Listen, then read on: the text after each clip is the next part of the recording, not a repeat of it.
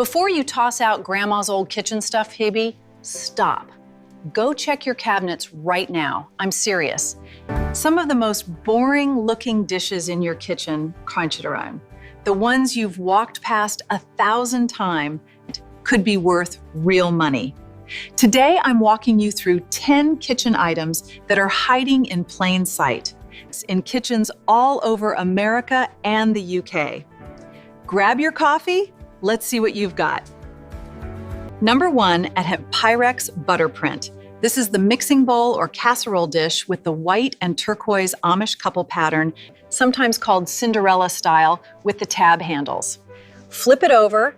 You're looking for the Pyrex script logo along with a 3 or 4 digit number like 401, 402, 403, 404, mine. That's the nesting bowl set.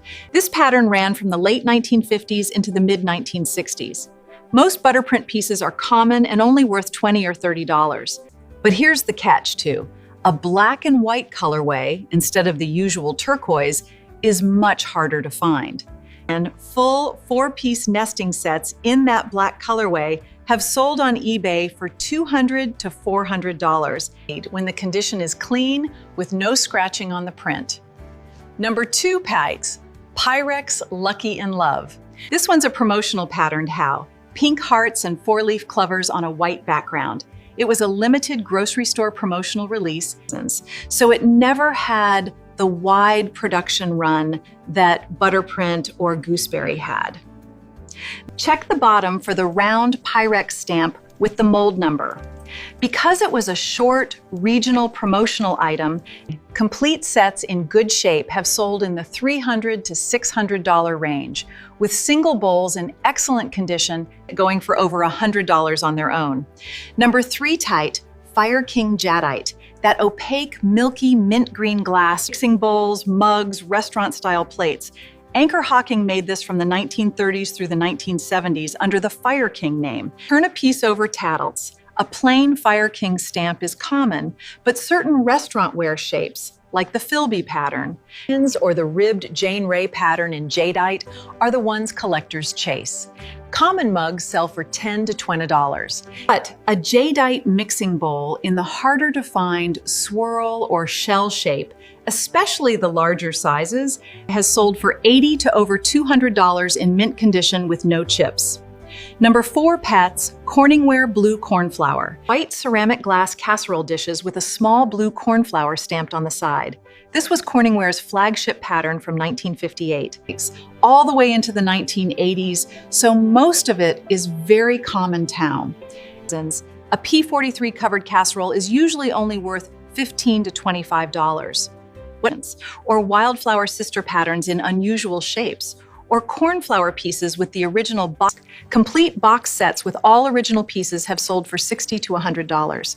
Number 5, orange and brown fall leaf pattern on cream china mat. Teapots, bowls, cake plates. It's from the 1930s through the 1970s, so it's very collected, but also very common in basic pieces. A dinner plate might only bring $5 to $10. The real money is in the rare serving pieces. The ball-shaped Aladdin teapot with the correct lid, or the cake plate with tab handles pants. Those have sold for $75 to $150 when the glaze has no crazing. Number 6, vintage Fenton Hobnail milk glass. That bumpy, dotted white glass faked. Vases, candy dishes, bowls with ruffled edges. Fenton made Hobnail milk glass heavily from the 1950s through the 1980s. Look on the bottom for an oval Fenton logo terrace. Pieces made after 1970 have that mark, so no mark doesn't always mean it's older, it just means it may predate the logo change. Basic small dishes sell for $10 to $15, but the harder color variations Hobnail in a topaz opalescent or a cranberry colored glass instead of plain milk white pear routinely sell in the $80 to $150 range for a single piece. And number 7, Griswold cast iron skillets. That heavy black skillet sitting at the back of your cabinet room, flip it over. You're checking for a Griswold logo with a cross-shaped or Erie script mark, along with a size number on the handle. Griswold made cookware in Erie, Pennsylvania from the 1860s through the 1950s. A common number 8 skillet in good, seasoned condition typically sells for $40 to $8, but certain early slant logo or block logo variations, especially bigger sizes like a number 12 or number 13, have sold for $200 to over $500, particularly when the cooking surface has no rust pitting. Number 8, depression glass, pink. That pale pink translucent glass. Plates, cups, sugar bowls with pressed floral designs. This glass was mass-produced and often given away free in cereal boxes and at movie theaters from the late 1920s through the 1930s, which is why so much of it survives. A common cherry blossom or Mayfair pattern dinner plate might be worth $10.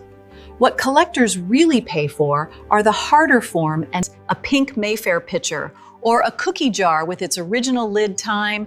Those have sold for $100 to over $300, since lids and stoppers are almost always the first thing to break or go missing over the decades. Number 9, vintage Tupperware, original colors. Not the plain white stuff, Pophead. I'm talking the harvest gold, avocado green, and burnt orange pieces from the 1960s and 70s. Check the bottom for the embossed Tupperware logo and a patent or mold number. Most everyday pieces, like a basic canister, only sell for $5 to $15.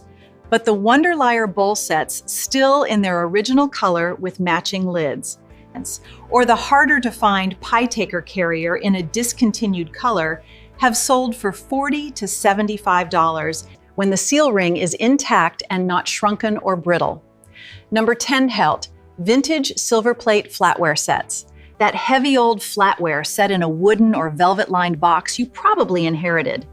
Check the back of a fork or spoon handle for the Maker's Mark totes, names like Oneida, Rogers Brothers, or International Silver, along with a pattern name stamped nearby. Basic mid-century patterns in worn condition are mostly worth their weight in silver plating.